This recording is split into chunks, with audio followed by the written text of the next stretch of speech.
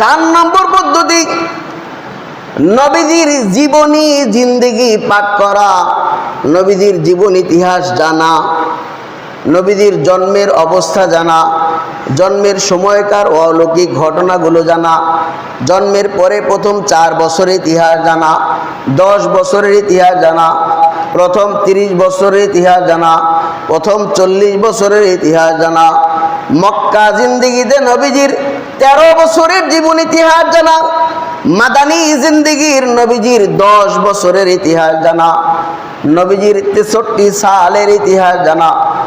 এগুলা জানা, এগুলা পাঠ করা, নবীজির জীবন ইতিহাস পড়া।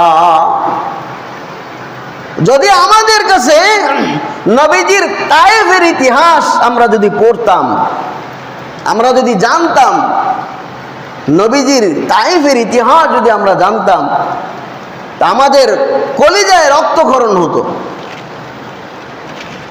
নবীজি তায়েফের ময়দানে যখন রক্তগুলো টকটক করে পড়তেছে, 7 আসমানের ফেরেশতাগুলো অজরে কান্না শুরু করে দিয়েছে, হাউমাউ করে কান্না শুরু করে দিয়েছে। আসমানের ফেরেশতারা আল্লাহর কাছে গিয়ে আবার রব্বুল আলামিন, আপনি কেমনে সহ্য করেন আপনার মাহবুব, আপনার হাবিব, আপনার পেয়ারা, আপনার রসুল তায়েফের ময়দানে রক্ত জড়াইতেছে, আপনি কেমনে সহ্য করেন?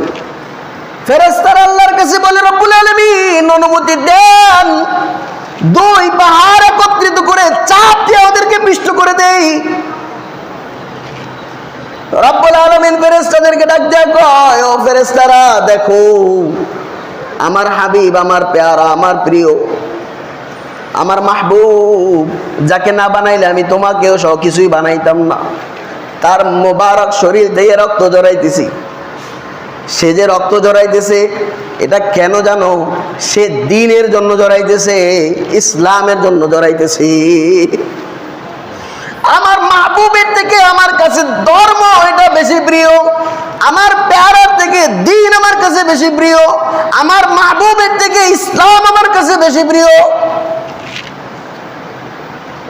আমার কাছে আমার নবীর শরীরের থেকে আমার দ্বীন আমার কাছে বেশি প্রিয়, আমার ইসলাম আমার কাছে বেশি প্রিয়। যে কারণে নবীজি ধর্মের জন্য এত মায়া ছিল, দ্বীনের জন্য এত মায়া ছিল, ইসলামের জন্য এত মায়া ছিল, নিজের মোবারক শরীর থেকে রক্ত জড়ায় দিছে। আর সেই নবীজিকে মহব্বত করতে হইলে নবীজির এই জীবন ইতিহাসগুলো পড়তে হবে, নবীজির সাথে মহব্বত বাড়বে।